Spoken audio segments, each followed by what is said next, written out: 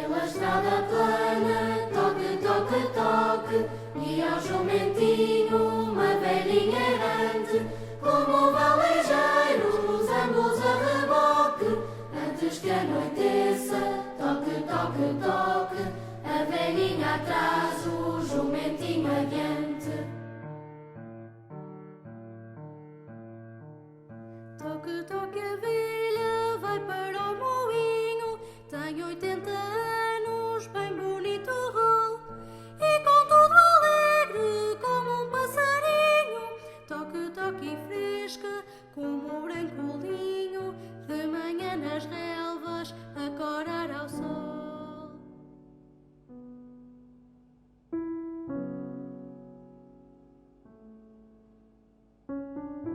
Freixo de Espada à Cinta está situado no extremo sul do Nordeste transmontano, com uma área de cerca de 283 km², confrontando com os concelhos de Moncorvo, Mugadouro e Figueira de Castelo Rodrigo. Localiza-se a cerca de 4 km do Douro Internacional, na margem direita, e fronteiro à região castelhana de Salamanca. Até ao final dos anos 80 do século passado, havia ainda muitas casas com a fachada tipicamente manuelina, com as portas e janelas em chanfre, mostrando tipologias muito características de arquitetura e decoração judaica cristã nova, das quais ainda nos restam alguns valiosos exemplares. Localizado numa zona bastante acidentada, de clima diferenciado do resto do Nordeste transmontano, caracteriza-se por algumas zonas em que subsiste um verdadeiro microclima. É um concelho profundamente rural e quase exclusivamente agrícola, existindo atualmente nesta atividade alguma mecanização e modernidade. Por conseguinte, subsiste em toda a sua área de implementação o minifúndio, explorado de forma direta e familiar. As principais culturas são a vinha, o amendoal e o olival. Mas Freixo também é Douro. Um Douro superior que esculpiu a natureza e talhou os povoadores de séculos que comungam com as suas margens. Contam-se histórias e permanecem memórias épicas na transformação das suas encostas, de territórios ermos e selvagens em vinhas de socalcos, património da humanidade. A nossa história está inscrita e escrita nas pedras milenares desde as épocas em que este era um território sagrado e os animais divindades. Por isso, percorrer todo este espaço é também percorrer as margens de um território conquistado palmo a palmo, onde o tempo não é do passado, nem do futuro. O projeto de criação de um museu em Freixo nasceu há muitos anos. Existem, no Arquivo Municipal, atas dos anos 50 do século passado, em que é discutida a sua formação e respectivos apoios para funcionamento. Por variadíssimas circunstâncias, foi necessário esperar mais 50 anos para que se tornasse realidade. Assim, em 2008, dá-se a inauguração do primeiro núcleo do Museu do Território e da Memória, ficando instalado num edifício do século XV, a antiga Casa da Cadeia, modernizado e adaptado aos novos tempos. Pretendeu este espaço museológico dar a possibilidade a todos os seus visitantes de encontrarem a evolução de um território ao longo da história, explicando através de painéis as alterações geológicas, urbanas e mentais que influenciaram esta região. Foi este o primeiro espaço museológico da vila, que perdurou até à atualidade.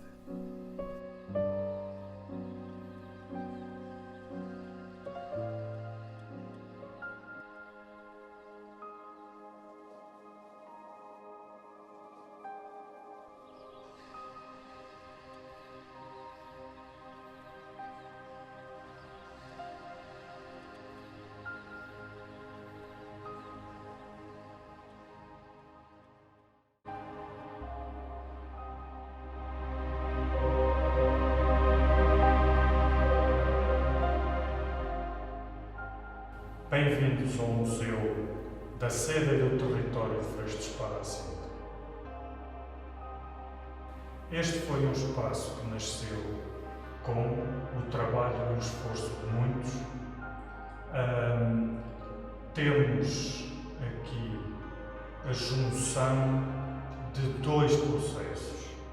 O Museu do Território, que nos explica e nos dá a entender como é que aparece este território, de onde vem, as transformações que teve ao longo dos séculos, até ao século XX.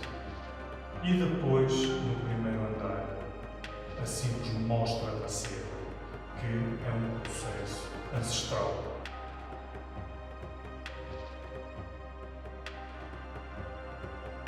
Não sabemos quando começou.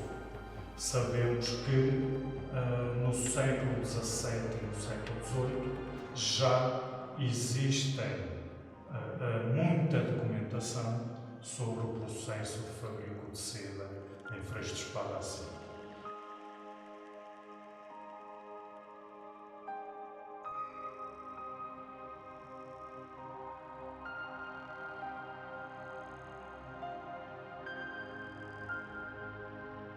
Aliás, num documento do século XVII, em que nos aparece o censo de Freixo de Espada à Cinta, vemos que já existem aqui cerca de 30 tecedeiras.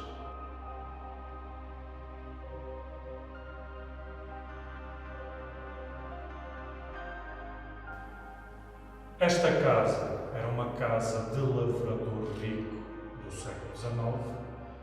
Podem verificar depois pela parte de fora, nas janelas, nas portas, que tem imenso granito. É uma casa feita de granito, o que quer dizer que era uma casa endinheirada. Hoje está transformada num museu municipal e num museu que nos define, o Museu do Território e da Seda.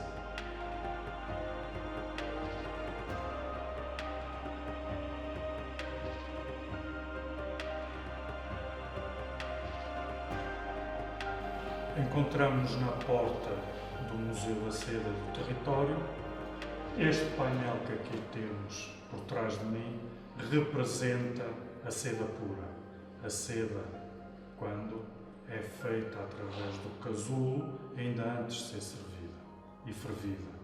De maneira que este tecido é dúctil, é ótimo. A coloração que tem é a coloração própria da seda e é este painel que serve de entrada e de recepção a este museu.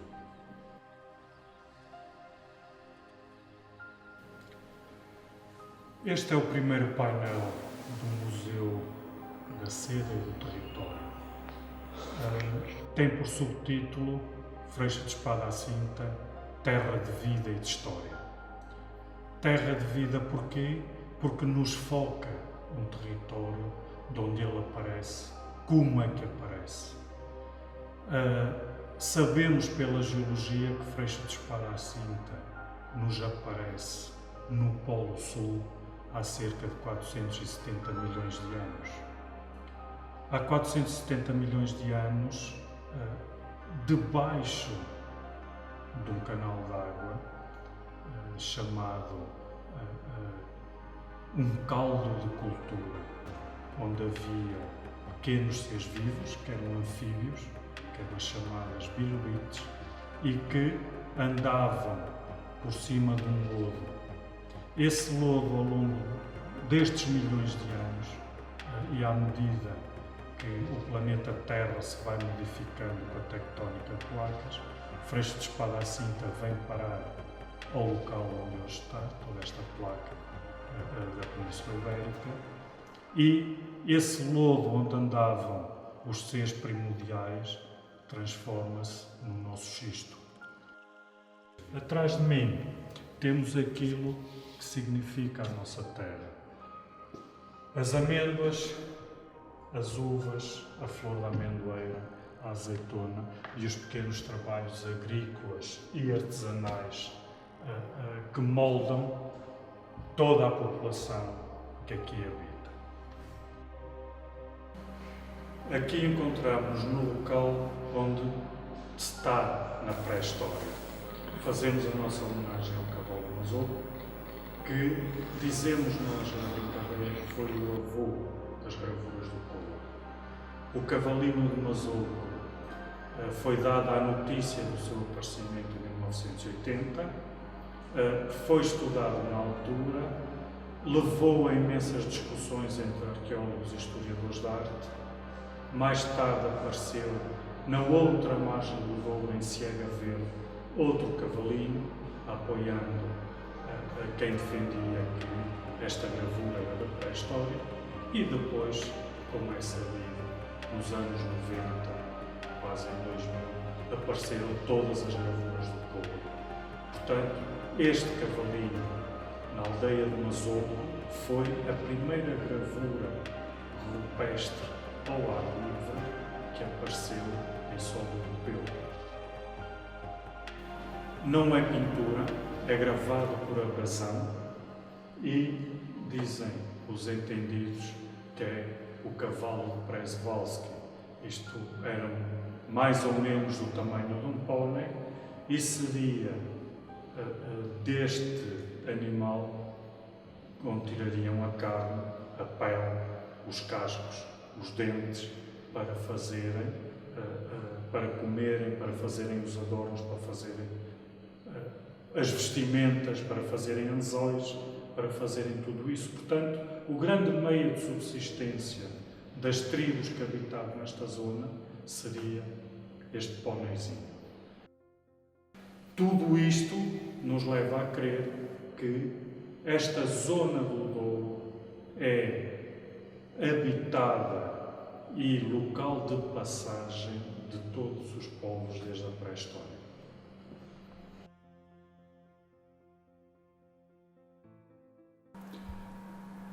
Aqui estamos na cultura dos berrões.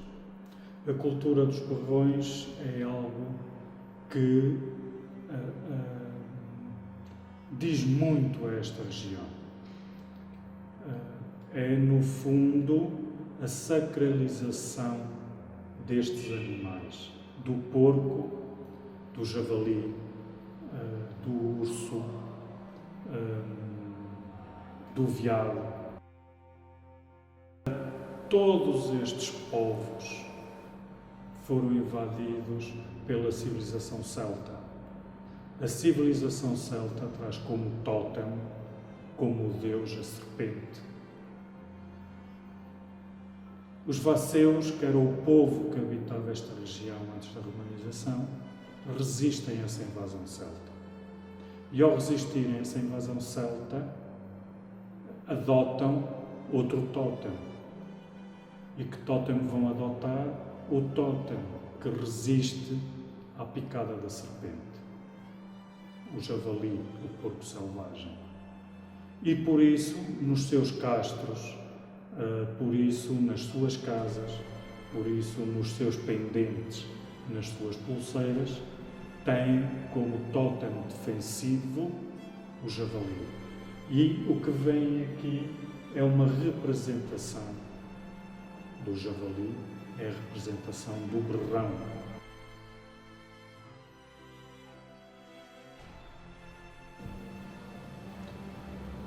Andando um bocadinho mais nesta nossa viagem no tempo, passamos agora para a romanização.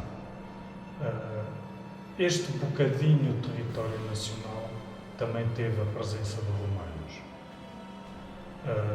Temos a lápide do Castro de São Paulo, temos a estela funerária da estação e temos todo este espólio que está aqui na vitrine a provar-nos que, de facto, os romanos foram muito importantes no desenvolvimento urbano e no desenvolvimento social de toda esta região. Um dos factos mais salientes que temos é na moeda romana. Temos moedas de 27 a.C.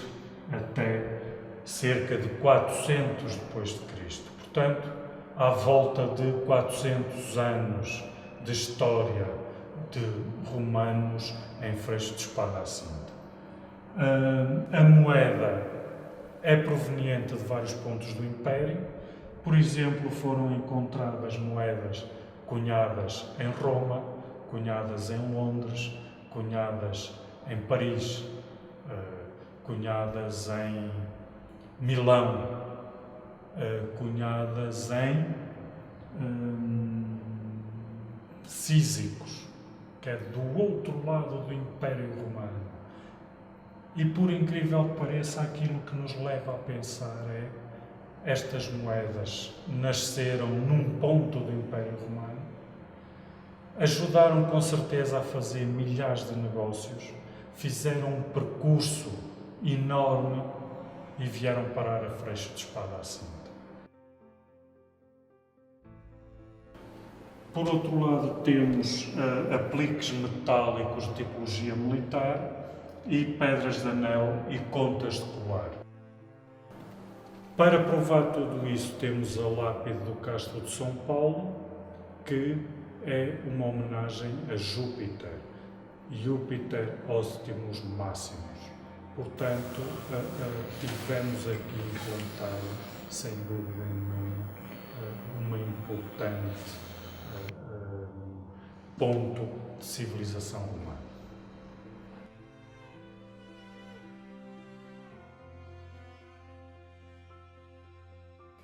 Aqui estamos no tempo medieval. Freixo de Espada à Cinta, com o seu castelo, com a torre que ainda hoje cá está, com a sua igreja matriz. Fez-se esta vitrine com a moeda medieval, Dom Sancho II a Dom Afonso V, com uma telha profundamente da época e com uma gárgula de proveniência desconhecida. O castelo de Freixo de Espada à Cinta era um castelo muito alto, muito forte, com uma torre heptagonal que ainda hoje é existente e serve como cimeira, uma vez que a igreja matriz não tem torre cimeira, e então adaptou-se a torre do castelo para pôr os sinos, com os sinais religiosos e os civis também. E então, como é o ponto mais alto da vila, é audível não só na vila, mas também nos campos. Aqui ainda se consegue apanhar um pouco do Freixo. Temos de ter a noção que esta é a primeira representação que nós conhecemos de Freixo de Espada à Cinta. Duarte de Armas faz este desenho e representa o Freixo que ainda hoje é existente, que está classificado como Árvore Monumental Nacional.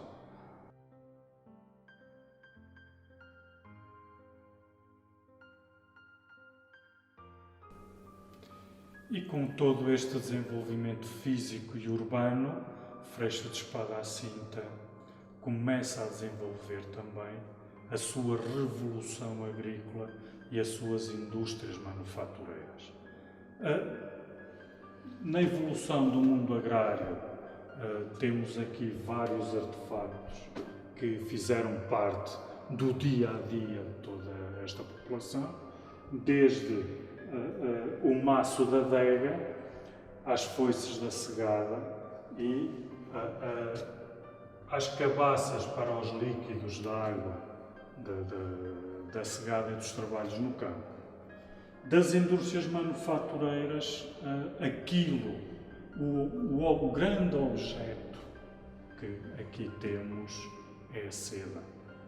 E a prová-lo, sabemos que Freixo de Espada à Cinta, em 1793, tinha 6 unidades de produção de chapéus. Portanto, a indústria da seda e esta arte foi-se espalhando por toda a região de Trás-os-Montes e chegou a ganhar mesmo reputação internacional. Aqui estamos na segunda parte do museu. Vimos a parte do território e agora estamos na parte da seda. A seda que aqui nos é representado pelo fio e por estas borboletas que dão uma certa personalidade a este espaço vazio. É a zona que nós no museu chamamos de metamorfose. Metamorfose é toda a fase por que passa o bicho da cera, que o ciclo é sempre o mesmo. O óvulo que dá a larva forma o casulo sai a borboleta põe o ovo e isto sucessivamente.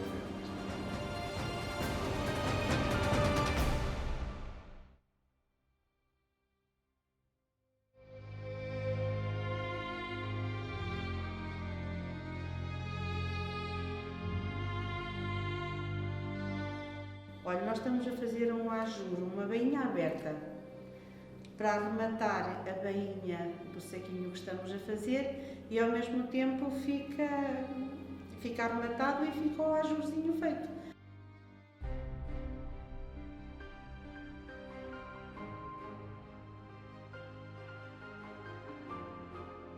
E andámos a aprender as bainhas abertas, que é isto assim, aulas mais trabalhadas, aulas mais simples.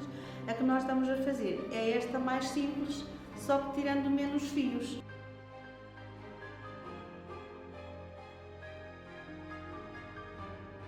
Este só está feito ainda de um lado e este já está feito dos dois lados.